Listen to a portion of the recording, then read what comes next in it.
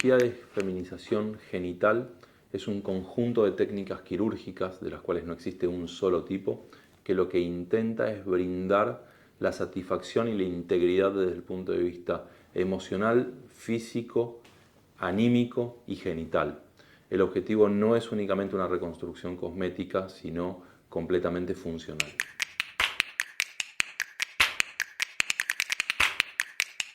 Muchísimas veces se piensa que el impacto emocional o psicológico de esta cirugía es agresivo o grande. Y es así que se llamaba hace mucho tiempo esta cirugía como cirugía de cambio de género o cambio de sexo. Y esto se demostró que no es así, no es ningún cambio.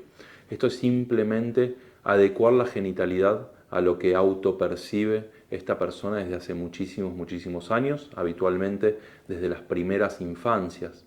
Y es así que lo único que se brinda es como una armonía definitiva en lo que es la genitalidad de las personas y la percepción de su género, la autopercepción del género.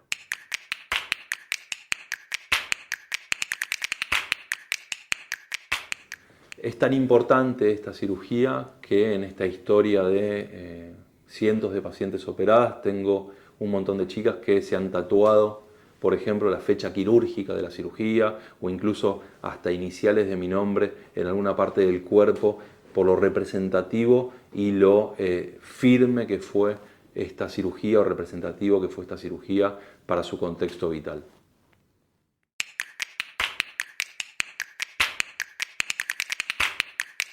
Bueno, básicamente hay algo muy cómico cuando voy por ejemplo, a ir invitado a algún lugar a hacer alguna cirugía. Me dicen, ¿qué necesitas desde el punto de vista técnico o aparatología y esas cosas? Y mi respuesta habitualmente es, nada, necesito metros de hilo. ¿Sí? Básicamente es una cirugía sumamente artesanal.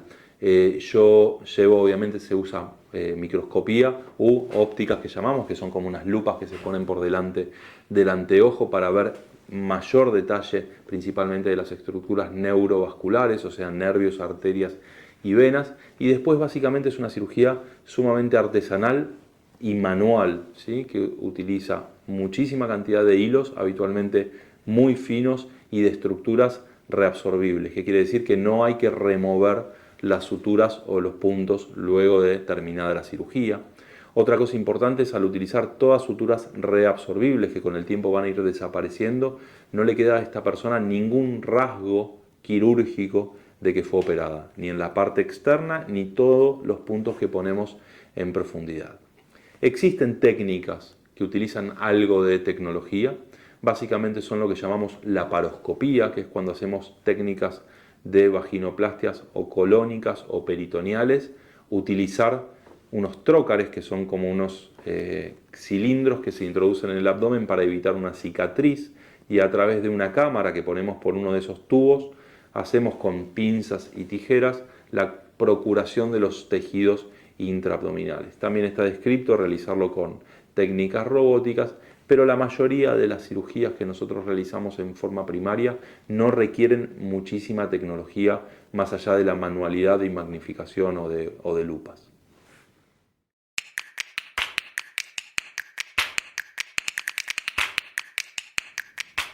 Respecto a las zonas críticas de la cirugía, yo siempre les explico a mis residentes o cuando vienen a ver esta cirugía que tiene dos pasos importantísimos.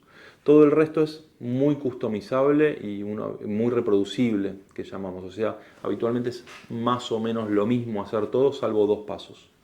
Uno de los pasos es la disección de todos los nervios, ¿sí? El levantado de todos los nervios que llevan la sensibilidad a la estructura clitoridia y lo que va a ser los labios menores es un paso crucial. Es un paso crucial primero porque hace falta entrenamiento para poder disecarlos y poder encontrar lo que llamamos el plano correcto. Y segundo por las implicancias sensitivas y funcionales que tiene tener un accidente en estas estructuras, ¿sí? Es como manejar con una carretera resbaladiza en una curva, ¿sí? Uno tiene que estar súper atento y tiene que ir con la máxima precisión para no tener ningún accidente en esa zona. Y el segundo paso crítico de esta cirugía es la confección del canal vaginal, del espacio donde va a estar la vagina, en la separación del intestino de la vejiga, es donde podemos tener alguna complicación grave de esta cirugía que se llama lesión rectal. Todas las pacientes a las que opero previo a la cirugía se les prepara el intestino por si ocurre esa lesión rectal, poder repararla en el momento y que no haya secuelas. Así todo, la tasa de complicaciones, de este tipo de complicaciones, es sumamente baja, pero a todas las pacientes las preparamos porque si lo detectamos en el momento de la cirugía es muy fácil de resolver.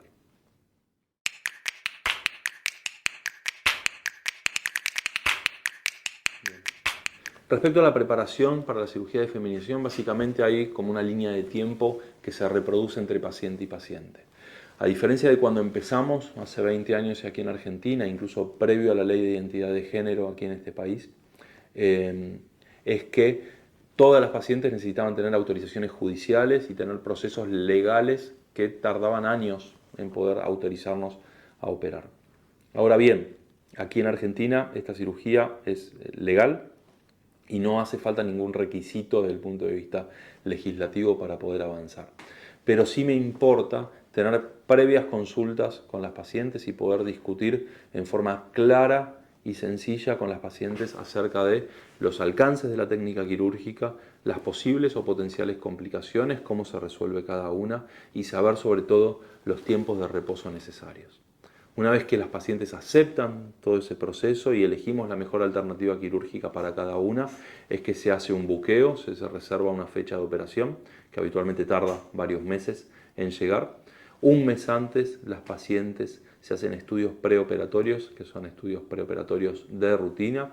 En una época deshormonizábamos a las pacientes en forma rutinaria, hoy en día lo individualizamos y no todas las pacientes dejan hormonas previo a una etapa preoperatoria. Las pacientes habitualmente nos envían los estudios que se hacen en sus lugares de origen cuando obtienen los resultados, 15 o 20 días antes de la cirugía. Llegan a Buenos Aires el día anterior de la cirugía y el día anterior toman unos líquidos para hacer una limpieza intestinal, se internan el mismo día de la cirugía y luego atraviesan el posoperatorio.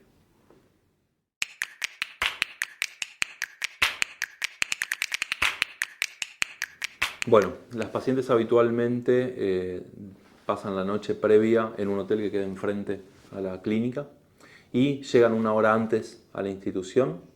Van a ser recibidas por el personal de recepción de internación quirúrgica y nos vamos a ver en quirófano. Las pacientes se les va a poner un suero y se van a quedar dormidas por 4 horas y media. Luego del quirófano van a salir de la intervención con unas vendas en los miembros inferiores, en las piernas, y van a salir con una sondita que va a recoger la orina para que la paciente no tenga que levantarse a orinar y un taponaje colocado en neovagina. Mi protocolo posoperatorio es que las pacientes van a estar obviamente con analgesia, con antibióticos y con un montón de medidas kinésicas para la rehabilitación. Van a estar 3 días en la cama. Al tercer día las vamos a ayudar a levantarse de la cama y a deambular. Y habitualmente al cuarto día, si todo estuvo bien, sacamos la sonda, sacamos el taponaje de la neovagina y comenzamos junto al equipo kinésico, todo el proceso de rehabilitación, instrucción en ejercicios de dilatación y la externación del sanatorio.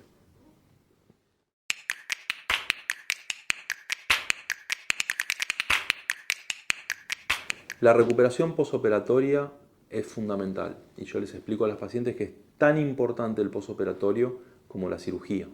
Obviamente tenemos todo un equipo que va a ir acompañando a cada persona, la va asesorando y le va a ir indicando en qué etapas del posoperatorio se va a encontrar, pero la responsabilidad en la rehabilitación del posoperatorio de una cirugía feminizante implica únicamente a cada paciente. Las pacientes que hacen bien las cosas les va súper bien. Las pacientes que no hacen bien las cosas, la calidad de la vagina no va a ser la óptima según lo esperado. Por lo tanto, es importante elegir el momento de la vida en la cual uno se va a operar. Es mejor poder dedicarle el tiempo de reposo y el tiempo de rehabilitación. Luego del alta de la clínica, las pacientes se van a ir haciendo ejercicios de rehabilitación con todo un protocolo de dilataciones y con contacto cotidiano tanto con el equipo de cirujanos como con el equipo de kinesiología y vamos a ir subiendo y pudiendo ir progresando en los ejercicios de dilatación. Es clave el reposo, no hace falta que una persona esté en la cama sin caminar, pero sí mucha tranquilidad en el posoperatorio y respetando los tiempos de descanso y los tiempos de rehabilitación. Habitualmente las pacientes concurren al consultorio una o máximo 2 veces por semana para control de heridas y ver cómo va en la progresión, y control kinésico también una o 2 veces por semana. La mayoría de las pacientes que vienen de afuera para la cirugía se quedan en Buenos Aires 20 días luego de la cirugía. Luego de los 20 días, habitualmente continúa un control muy cercano desde el punto de vista remoto, por WhatsApp, por Zoom o por mail, con contacto semanales con cada persona.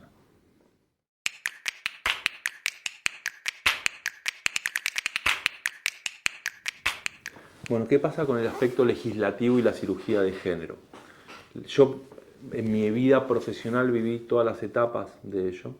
En muchísimos países se sigue exigiendo evaluaciones psiquiátricas, psicológicas y a veces hasta legislativas para poder pasar por este procedimiento quirúrgico.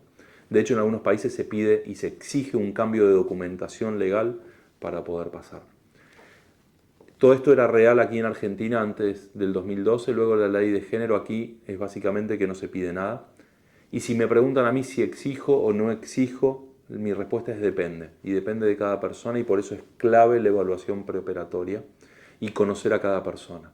Y es así que me parece incluso hasta en algunos casos injusto o mala práctica pedir una evaluación psiquiátrica de un paciente que nació con una identidad de género diferente y que transcurrió su vida con otra percepción de género.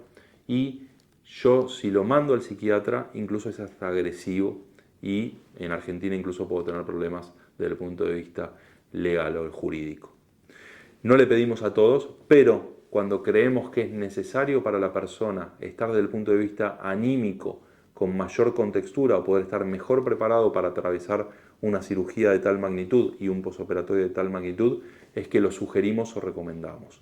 No siempre, pero en algunos casos está muy bien indicado y ayuda muchísimo a las personas. Pero la gran ventaja que tenemos aquí en Argentina, a diferencia de otros lugares, que es individualizado y no todas las personas van a tener que pasar por el mismo proceso legal y psiquiátrico para poder acceder a este tipo de cirugías. Aquí hay otra buena. ¿Cómo decido?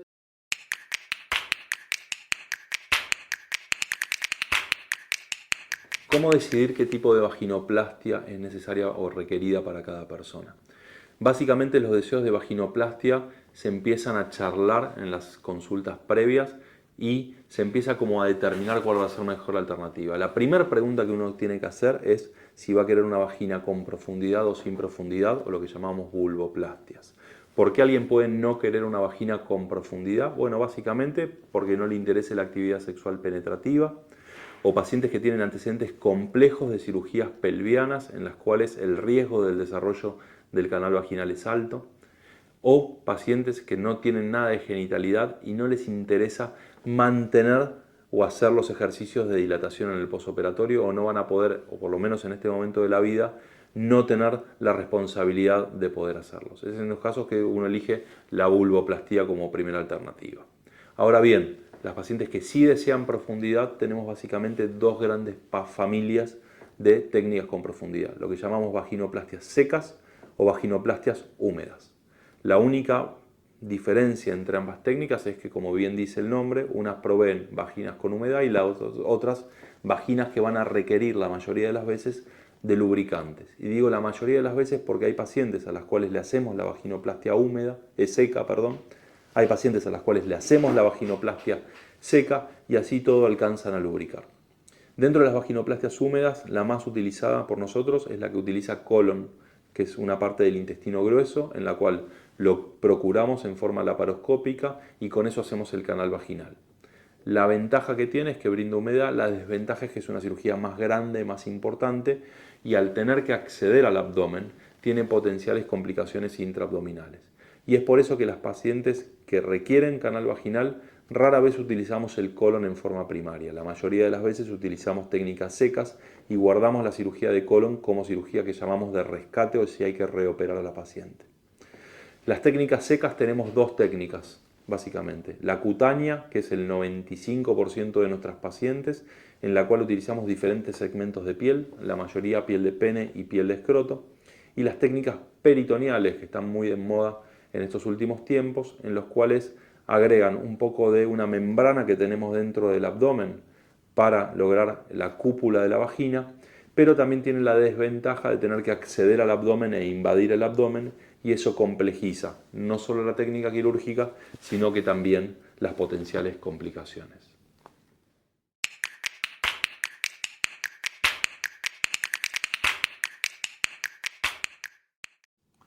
Si la cirugía de género feminizante afecta a la fertilidad o si es posible tener hijos luego de una cirugía feminizante. Obviamente, parte de la cirugía estándar feminizante genital incluye la orquiectomía, y es así que genera una esterilidad irreversible y definitiva en las personas. Esto hay que hablarlo principalmente cuando uno opera pacientes muy jovencitas. Hay que hablar acerca del deseo de querer guardar información genética. Básicamente lo hacemos criopreservando espermatozoides. Esto hay que hacerlo meses antes de la cirugía. Pero recuerden aparte que estas pacientes vienen con mucho tiempo de hormonización en algunos casos, y en esos casos hay que suspender la hormonización varios meses, luego rescatar espermatozoides para poder congelarlos y luego la vaginoplastia junto con la orquiectomía. Hay algunos casos de técnicas que llamamos quirúrgicamente no binarias, en los cuales uno puede preservar alguna gónada o algún testículo, dejarlo dentro del cuerpo de la persona en caso de que quiera fertilidad a futuro. Obviamente, estas pacientes no quedan embarazadas, toda la cirugía es externa y canal vaginal, no hacemos útero, no hacemos trompas y no hacemos ovarios, por lo tanto la tasa o la posibilidad de embarazo hoy en día, en estos tiempos, es imposible en estas pacientes, pero a pesar de ello ya venimos hablando cada vez con mayor frecuencia en los congresos mundiales cuando nos juntamos los cirujanos que hacemos este tipo de cirugías en el trasplante uterino, que sí se está haciendo en forma experimental en algunas pacientes cis actualmente, y quizás podamos a futuro hacerlo en algunas pacientes con identidad transgénero femenina.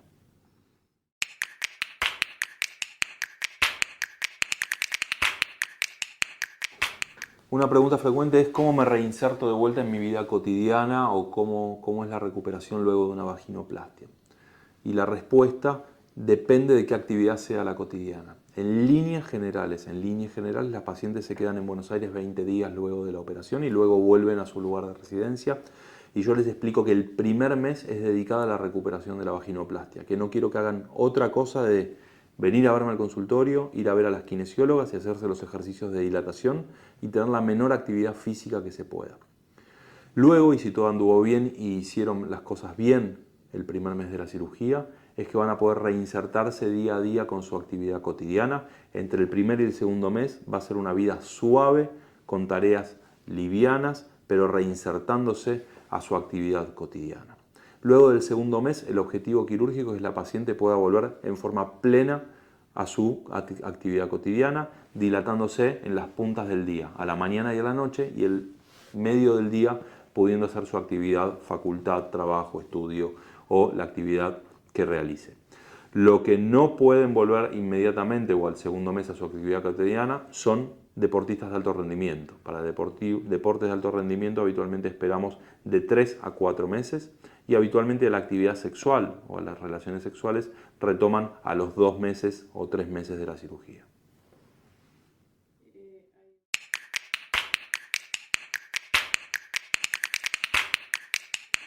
Bien, el seguimiento luego de una vaginoplastia.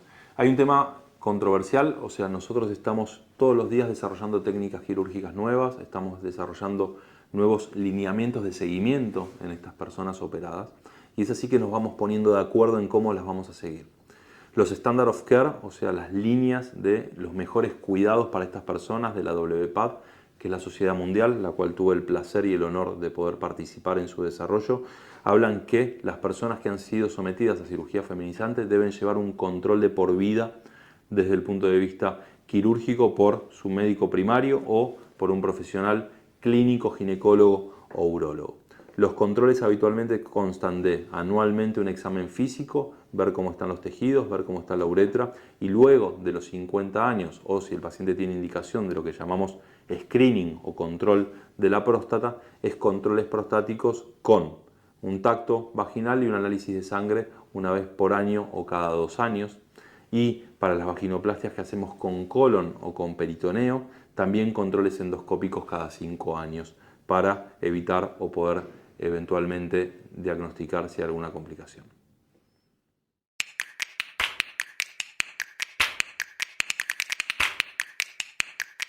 Una pregunta frecuente es cómo encontrar un cirujano confiable. No todas las personas pueden venir a Buenos Aires, no todas las personas quieren venir a Buenos Aires, y como lugar para poder encontrar información extremadamente amplia y sobre todo saber quién está operando y qué lineamientos o qué credenciales tiene el cirujano que ustedes vayan a elegir, yo recomiendo la WPAD. La WPAD es la Asociación Mundial de Profesionales que engloba a todos los profesionales involucrados en la salud transgénero, y dentro de ella hay un ítem que dice profesionales y en la cual tenemos por país los cirujanos mencionan quiénes son los cirujanos certificados y acreditados para hacer este tipo de cirugías. Esta cirugía es nueva en muchos países y hay mucha gente interesada y empezando en hacer esta cirugía. Eso es fantástico porque va a permitir que a futuro todas las personas puedan acceder a un cirujano acreditado. Pero hoy en día mi consejo es operarse con personas realmente certificadas y realmente con experiencia, porque las complicaciones de esta cirugía suelen ser o pueden ser importantes y la mejor cirugía siempre es la primera. Reoperar este tipo de cirugías nunca va a lograr y nunca va a obtener los resultados que podemos obtener con una cirugía primaria bien hecha.